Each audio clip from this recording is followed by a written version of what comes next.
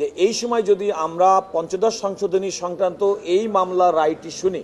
তাহলে আমাদের এটা রিডান্ডেন্ট এক্সারসাইজ হবে কিনা, অর্থাৎ যেহেতু পরবর্তী সরকার এবং পরবর্তী সংসদ এসে অনেকগুলো সাংবিধানিক সংস্কার প্রয়োজন, যেক্ষেত্রে জুলাই চার্টার বাস্তবায়ন অধ্যাদেশের মাধ্যমে উল্লেখ করা আছে, এই দুইটার মধ্যে একটা অসামঞ্জস্য তৈরি হতে পারে। তো এমন একটা অবস্থার পরিপ্রেক্ষিতে আদালত আরেকটি বিষয় বলেছেন, সেটা বলেছেন অতীতে বিভিন্ন সময় যে আমাদের এই আদালতের অনেক বিচার কার্য নিয়ে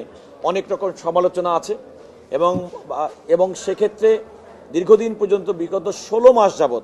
এই সুপ্রিম কোর্টের অনেক মামলা দিয়ে সেই সমস্ত অসঙ্গতি এবং বিচার বিভাগের প্রতি যে মানুষের যে এক ধরনের অশ্রদ্ধা কিংবা অভক্তি, সেগুলো তারা কাটিয়ে উঠেছেন। ওনারা বলছেন যে এমন একটা সময়, যে সময় আগামী 2 মাসের মধ্যে জাতীয় সংসদ নির্বাচন হবে এবং পরবর্তীতে জাতীয় সংসদ গঠিত হবে,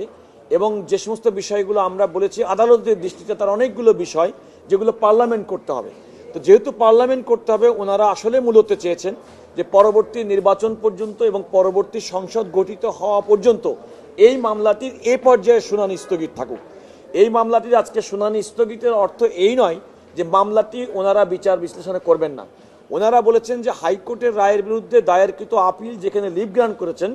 এই আপিলটি শুনানি করবেন, সেটি হচ্ছে আগামী জাতীয় সংসদ নির্বাচনের পরে এবং 5ই মার্চ 2026 তারিখে শুনানি করবেন। আদালত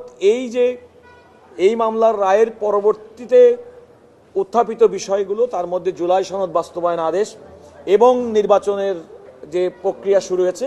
এই বিষয়গুলো বিবেচনা নিয়ে শুনানিটা মুলতবি করেছেন মাত্র।